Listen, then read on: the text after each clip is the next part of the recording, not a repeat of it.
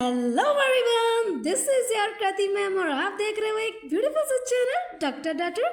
I hope you are doing really well. तो ये video रहने वाली है AFMC MBBS 2026। तो जितने भी आपके मन में डाउट है AFMC को लेकर वो सब इस वीडियो के अंदर क्लियर हो जाएंगे।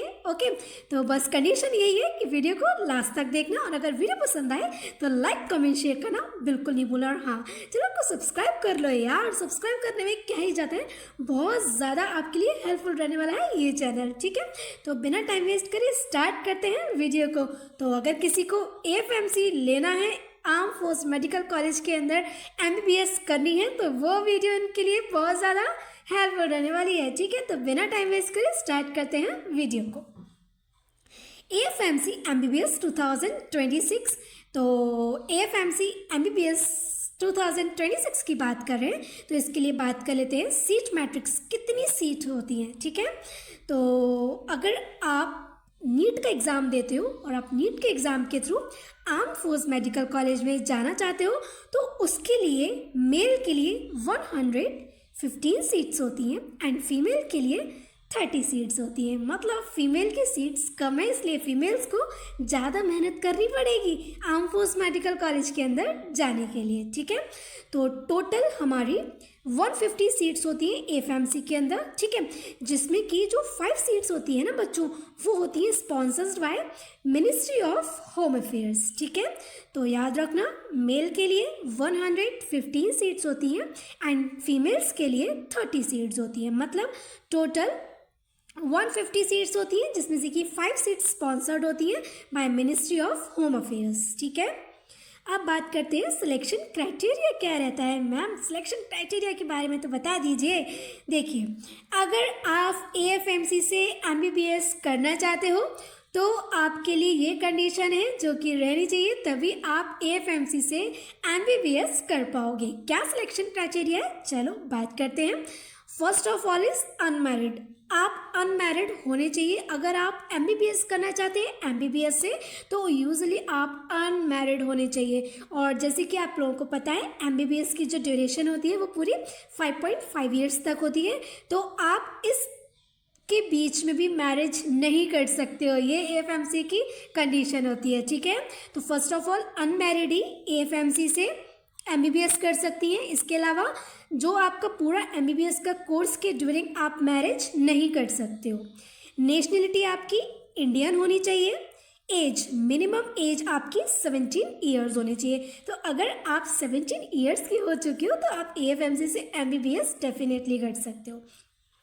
क्वालिफिकेशन 12th पास आउट होने चाहिए। इसके अलावा आपके 12th में PCB में 60% मार्क्स आना कंपलसरी है। ठीक है, तभी आप AFMC में जा पाओगे। ओके मैम, कैसे जाते हैं AFMC में ये तो बता दीजिए। AFMC में जाने के लिए बच्चों आपको नीट UG का एग्ज़ाम देना पड़ता है।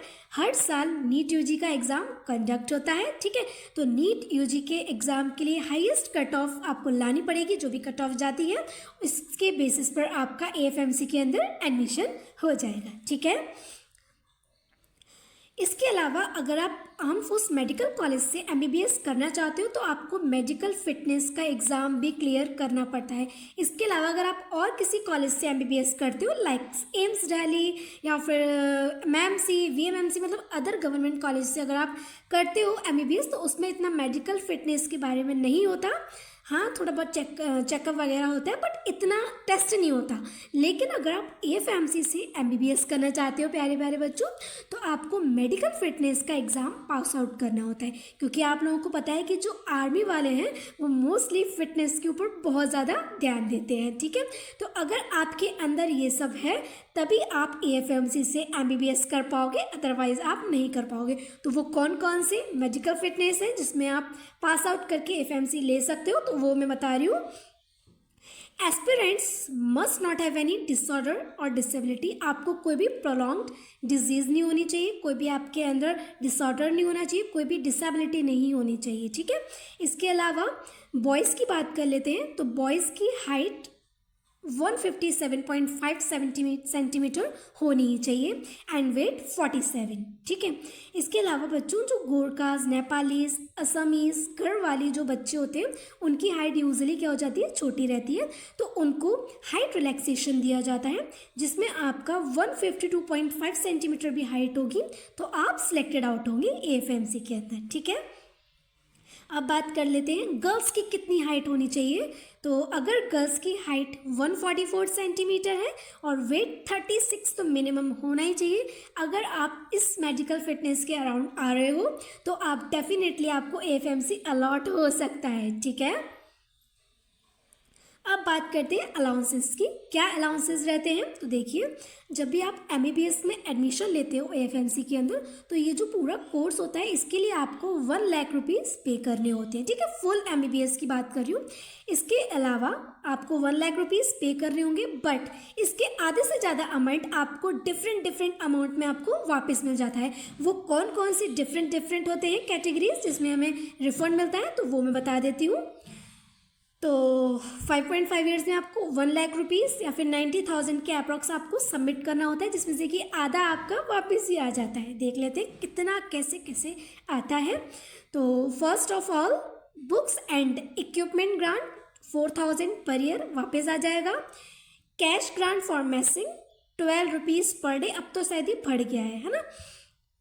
यूनिफॉर्म अलाउंसेस 6,500 रुपीज़ वापस मिल जाएंगे आप लोगों को। हेयर कट अलाउंसेस मिलता है आपको 140 rupees per month. Washing allowances मिलता है 560 rupees per month. Monetary grant मिलता है आपको 210 रुपीज़ पर मंथ। मेसमेंट ग्रांट मिलता है 25 rupees per month. Stationery grant मिलता है 140 रुपीज़ पर मंथ। ठीक है, तो ये सारे आपके डिफरेंट अलाउंसेस होते हैं जो आपको मतलब AFMC के फर्स्ट ईयर से आपको मिलने लगते हैं। ठीक है। अब बात कर लेते हैं बॉन्ड एग्रीमेंट के लिए। देखिए बच्चों ये ध्यान से सुनना, बॉन्ड एग्रीमेंट इंपॉर्टेंट है। ओके, अगर आपको AFMC का कॉलेज अलॉट हो जाता है, ठीक है, आपको AFMC का कॉलेज मान लो अलॉट हो गया, तो जब आपका एडमिशन प्रोसेस होगा तो जो ये AFMC होती है, आर्म फोर्स मेडिकल कॉलेज की जो कमेटी होती है, वो ड्यूरिंग प्रोसेस मतलब आपका एडमिशन प्रोसेस होगा जब, तो आपके पेरेंट्स के से साइन करा लेती है, बॉन्ड साइन करा लेती है 61 लाख रुपीज़ का। इसका मतलब है कि अगर आपको मान लो AFMC में कॉलेज अलॉट हो गया, लेकिन आपको 1 वीक बाद में आपको मान लो एम्स दिल्ली मिल गया, तो आप 1 वीक बाद एम्स दिल्ली कॉलेज नहीं जा सकते। ठीक है, AFMC को आप नहीं छोड़ सकते, और अगर आप AFMC को छोड़कर एम्स दिल्ली में एडमिशन स्विच करते हो तो आपको 61 लाख रुपीज़ पे करने पड़ेंगे AFMC को। याद रखना ये बात। अगर आपका AFMC कॉलेज अलॉट हो गया है, ठीक है, इसके 1 वीक बाद आप नहीं कोई भी कॉलेज को स्विच कर सकते हो, और अगर बच्चों आप स्विच करते हो तो आपको 61 लाख रुपीज़ पे करने होंगे। ठीक है, तो ये बॉन्ड पहले ही साइन करा लेती है पेरेंट्स से AFMC जब आपका सिलेक्शन हो जाता है, जब आपकी एडमिशन प्रोसेस चल रही होती है। तो याद रखना, ऐसा नहीं करना कोई बच्चा कि उनको AFMC अलॉट हो गया है और उसके बाद मान लो उनको एम्स दिल्ली में मिल गया है तो फटाफट से स्विच कर जाते हैं बच्चे, है ना। तो स्विच नहीं करना है, वरना आपको ये पेनल्टी देनी पड़ेगी 61 लाख रुपीज़। तो ये आपका बॉन्ड साइन करवा लेते हैं वो पहले ही। अब बात कर लेते हैं करियर प्रोस्पेक्टस क्या है मैम। तो देखिए, जब आपका MBBS के अंदर एडमिशन होता है, AFMC के अंदर हर बच्चे का ड्रीम होता है ना। अगर आप AFMC से MBBS करते हो फिर तो लाइफ की बल्ले बल्ले हो जाती है आप लोगों की, है ना। सब चीज़ एकदम बेटर मिलती है। ओके, तो करियर प्रोस्पेक्टस यही है, जब आप एडमिशन ले लेते हो आपका AFMC से, आप MBBS कर रहे हो तो आपको रैंक दी जाती है कैडेट की।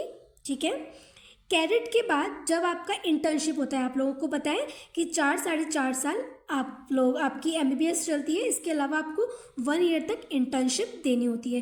तो जो आप पढ़ रहे होंगे MBBS के ड्यूरिंग, उसमें आपकी रैंक होगी कैडेट। ठीक है, इसके बाद जब आप 1 ईयर की इंटर्नशिप करोगे तो आपको लेफ्टिनेंट की रैंक दी जाती है, जिसमें आपका बेसिक पे बता रही हूँ, ठीक है, अलाउंसेस नहीं बता रही, डिफरेंट टाइप्स के बेसिक पे बता रही हूँ। बेसिक पे रहता है आपका 57,800 पर मंथ। ठीक है, सबसे ज़्यादा इंटर्नशिप में जो बेसिक पे या फिर स्टाइपेंड मिलता है वो AFMC में मिलता है, सोच लीजिए आप लोग। ठीक है, तो अगर आप इंटर्नशिप करते हो AFMC से तो आपको लेफ्टिनेंट की रैंक दी जाएगी। इसके अलावा जब आपकी इंटर्नशिप कंप्लीट हो जाएगी, जब आप मेडिकल ऑफिसर के फॉर्म में ज्वाइन करोगे तो आपको कैप्टन की रैंक दी जाती है। ठीक है, मतलब पूरे 5.5 साल बाद जब आपकी MBBS कंप्लीट हो जाती है तब आप मेडिकल ऑफिसर के फॉर्म में वर्क करते हो, जिसमें आपकी रैंक कैप्टन होती है। और आपकी जो सैलरी पैकेज होता है, बेसिक पे जो होता है वो होता है आपका 63,100 पर मंथ। जब आप 4 इयर्स कैप्टन की सर्विस दे देते हो आर्म फोर्स मेडिकल कॉलेज को, तब आप मेजर के फॉर्म में चले जाते हो। मेजर के फॉर्म में आपको ज्वाइन दिया जाता है, जिसमें आपकी बेसिक पे होता है 71,500 पर मंथ। ठीक है, इसके बाद जब आप 7 इयर्स मेजर की सर्विस करते हो फिर आपको रैंक दी जाती है लेफ्टिनेंट कर्नल की, जिसमें आपकी सैलरी हो जाती है 1,24,000 पर मंथ। लेफ्टिनेंट कर्नल के बाद में जितनी भी आपकी प्रमोशन नहीं होते, इसमें आपकी सिलेक्शन प्रोसेस होती है। ठीक है, लेफ्टिनेंट कर्नल के बाद आप कर्नल बनते हो, उसके बाद आप ब्रिगेडियर बनते हो, उसके बाद आप मेजर जनरल बनते हो, देन लेफ्टिनेंट जनरल बनते हो। तो आपका जो लेफ्टिनेंट कर्नल तक है ये तो आपका प्रमोशन के बेसिस पर होता जाता है, मतलब जितना आप सर्विस देते जाओगे आर्म फोर्स मेडिकल कॉलेज को वैसे ही आपकी रैंक बढ़ती जाएगी। लेकिन लेफ्टिनेंट कर्नल के बाद में आपके सिलेक्शन प्रोसेस होते हैं, कुछ ना कुछ सिलेक्शन प्रोसेस होता है जो आपको क्लियर आउट करना होता है, तभी आप उसको आगे रैंक आपको मिलेगी। अगर आप लेफ्टिनेंट कर्नल से कर्नल बनना चाहते हो तो आपकी सैलरी होती है 1,34,500 पर मंथ।